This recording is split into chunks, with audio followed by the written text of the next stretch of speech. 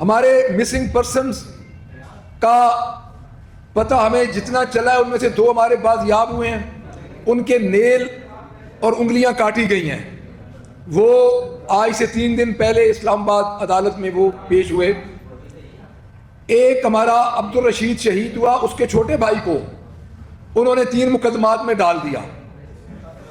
یہ ایک طرف سے ہمارے ساتھ مذاکرات کر رہے ہیں اور ایک طرف سے اسی طرح ہمارے اوپر یہ ظلم و ستم اور فسطائیت یہ فارم 47 کی جو گورنمنٹ ہے وہ کر رہی ہے.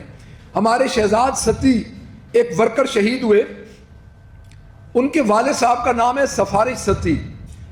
ان کے کزن کو اٹھا لیا گیا، پرسوں ان کے بھائی کو اٹھا لیا گیا. تو میں اس حکومت کو یہ کہنا چاہتا ہوں کہ آپ ایک طرف مذاکرات کر رہے ہیں، ایک طرف ہمارے ساتھ یہ سلوک کر رہے ہیں.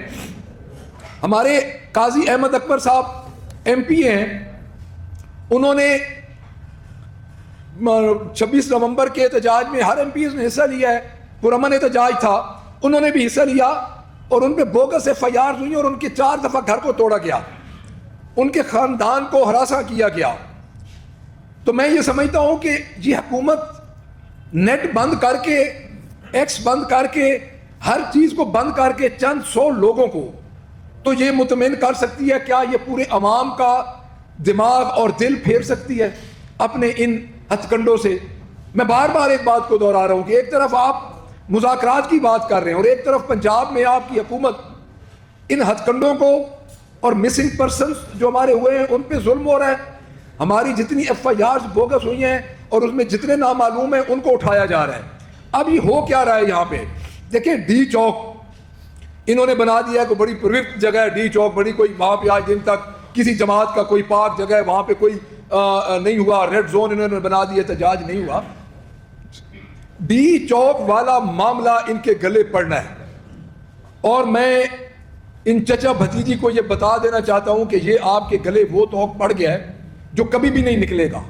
فارم 47 کی گورنمنٹ ہے، ہمارے 139 مسنگ پرسن کی لسٹ ہم نے دے دی ہے جو کہ گور خان ہمارے چیئرمین نے اپلیکیشن کے ساتھ نتی کی ہوئی ہے.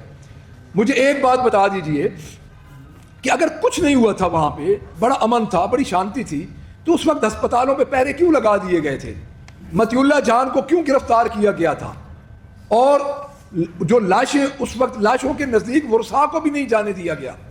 تو میں یہ سمجھتا ہوں کہ اس حکومت کے مظالم ساتھ ساتھ جاری ہیں اور میں پنجاب کی پارلیمنٹری پارٹی کی طرف سے جو ہماری مذاکراتی ٹیم ہے ڈیفینیٹلی وہ اپنا چارٹر آف ڈیمانڈ پیش کرے گی. بٹ ایک ہماری یہ ڈیمانڈ بھی ہے کہ فوری جو مظالم ہیں، جو MPs پہ مظالم ہیں، جو ورکرز پہ مظالم ہیں، جو پاکستان تحریک انصاف کی خواتین پہ پنجاب میں مظالم ہو رہے ہیں، ان کو فوری طور پہ بند کیا جائے.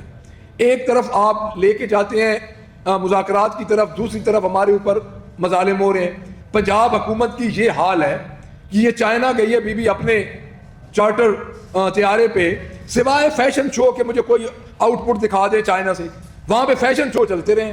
اگر آپ ان کی کیبنٹ کی ممبران کی ذرا غور سے دیکھیں تو وہاں پہ لباس ہی تبدیل ہوتے رہے. اور کیا انہوں نے واپس آ کے چائنا سے واپس آ کے انہوں نے بریف کیا ہے صوبے کے متعلق کہ ہم چائنا سے یہ کام کر کے آئے ہیں؟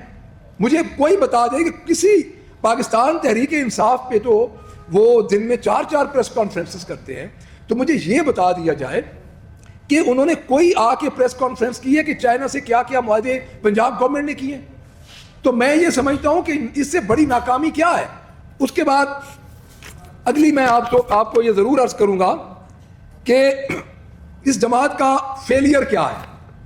اس جماعت کا فیلئر یہ ہے کہ یہ لائے گئے ہیں اور ان کو پتہ ہے کہ ہم ٹرو ریپریزنٹیٹو نہیں ہیں. دیکھیں اس وقت حالات یہ ہیں کہ ہمارے اوپر جتنا ظلم ہو رہا ہے تو GSP+ جس میں ٹیکسٹائل انوالو ہے، یورپین یونین کی طرف سے ہم 3rd گروپ میں ہیں آلریڈی، اور ہمیں بڑی وہاں پہ کنسیشن ملتی تھی. جو ملٹری ٹرائل ہمارے ہوئے ہیں وہاں سے بھی ہمارے اوپر اس وقت آبزرویشنز لگ رہی ہیں. آپ کو پتہ ہے کہ وہاں پہ کتنا ایک ہمارا یہ نقصان ہوگا اور ہم کس طرف جا رہے ہیں. اور جا رہے ہیں صرف ایک بندہ جو 2.25 سال ہو گئے جیل کے اندر بیٹھا ہے اور 2.25 سال ہو گئے ہیں اس کے خاندان پہ، اس کی بہنوں پہ، اس کی بیوی پہ مظالم ہیں، پورے تحریک انصاف کے ورکرز پہ اور ان ہمارے MPs پہ MNAs پہ مظالم ہو رہے ہیں. تو جو اس گورنمنٹ کی موجودہ صورتحال جس طرح یہ چچا بھتیجی بتاتے ہیں کہ دودھ کی نہریں بہہ رہی ہیں اس ملک میں, تو میرا خیال میں اگر دودھ کی نہریں بہہ رہی ہوتی تو لا اینڈ آرڈر کی یہ بری حالت نہ ہوتی. مہنگائی کہاں پہ پہنچ چکی ہے. میں ایک بات آپ کو عرض کروں گا, انہوں نے 845 ارب روپے کا ترقیاتی بجٹ دیا ہے. کہیں پہ مجھے کسی فلیگ شپ پروگرام کا کوئی یہ بتا دیں کہ 9 مہینوں میں کمپلیٹ ہوا ہے. نگران حکومت کا چیف سیکرٹری اور آئی جی آئی دن تک بیٹھا ہے. یہ کبھی ہوا ہے تاریخ میں کہ نگران حکومت کی انتظامیہ بیٹھی ہو؟ اٹس مین کہ ان کی گورنمنٹ نہیں ہے. اور میں یہ سمجھتا ہوں کہ اگر یہ مذاکرات میں آگے آ رہے ہیں تو ان کے لانے والوں نے ان کو کچھ گرین سگنل دیا کہ آپ مذاکرات کریں, چونکہ ان کے اختیار میں نہیں ہے. لیکن پھر بھی لولی لنگڑی گورنمنٹ اب پاکستان میں چل رہی ہے, تو ہم اس گورنمنٹ کو یہ بتا دینا چاہتے ہیں کہ ڈی چوک میں ہمارے مسنگ پرسن, ہمارے اوپر جتنی ایف آئی آرز ہیں اس کے بارے میں ہمارا ایک علیحدہ لائحہ عمل ہے. اگر مذاکرات شروع ہو چکے ہیں ہم ان کو خوش آئند کہتے ہیں, بٹ یہ نہیں ہوگا کہ اگر ادھر سے آپ مذاکرات کریں اور ادھر سے پنجاب پہ آپ مظالم کریں. اور فسطائیت کی یہ گورنمنٹ جو اس وقت ادھر کوئی ہر چیز غیر محفوظ ہے, صرف عدالتی فیصلے محفوظ ہو رہے ہیں. یعنی ہمارا فیصلہ القادر ٹرسٹ والا 6 جنوری کو چلا گیا. اب ان کو سمجھ نہیں آ رہی کہ بیس لیس مقدمات ہیں, کمزور فیصلے ہیں, کس طرح ان کو لیجیٹیمیٹ کیا جائے. تو میں یہ سمجھتا ہوں کہ یہ ان کی ناکامی ہے. اور ڈی چوک کا قتل 1 ہوا ہے, 10 ہوئے, 50 ہوئے ہیں, یہ ان کے گلے ہیں. ڈی چوک کو ہم نہیں چھوڑ سکتے.